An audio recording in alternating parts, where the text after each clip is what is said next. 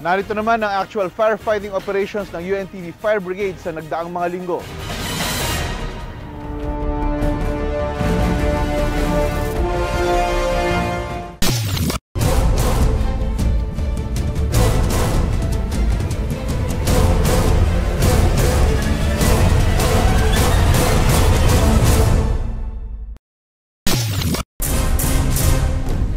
Sampung bahay naman ang nasunog sa isang residential area sa Danya Compound, Barangay Bagbag, Novaliches, Quezon City, alas 10 ng gabi.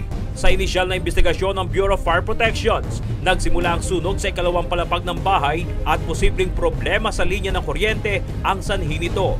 Dahil yari sa light material sa mga bahay, mabilis na kumalat ang apoy.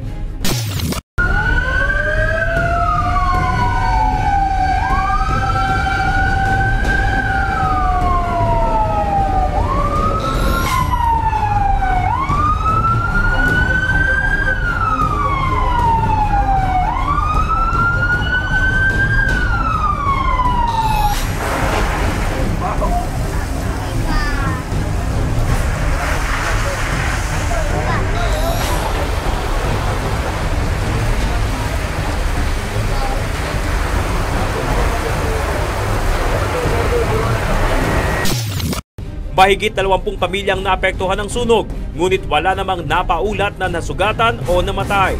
Naideklarang fire out ang insidente makalipas ang 1 oras. Kasama ang UNTV Fire Brigade sa mga rumisponde sa nangyaring sunog na umabot sa ikalawang alarma.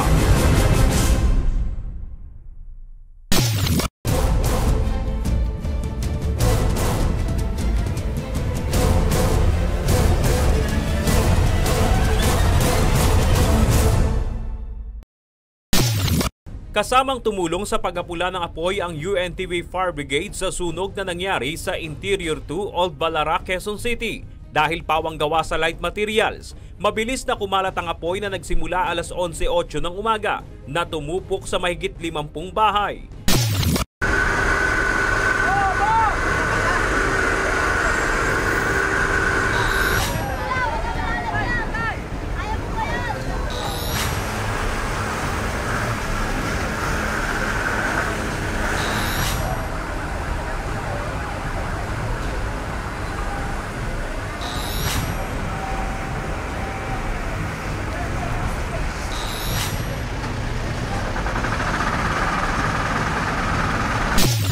Makalipas ang mahigit 40 minuto, idineklara ng fire out ng Bureau of Fire Protections ang sunog na umabot sa ikatlong alarma.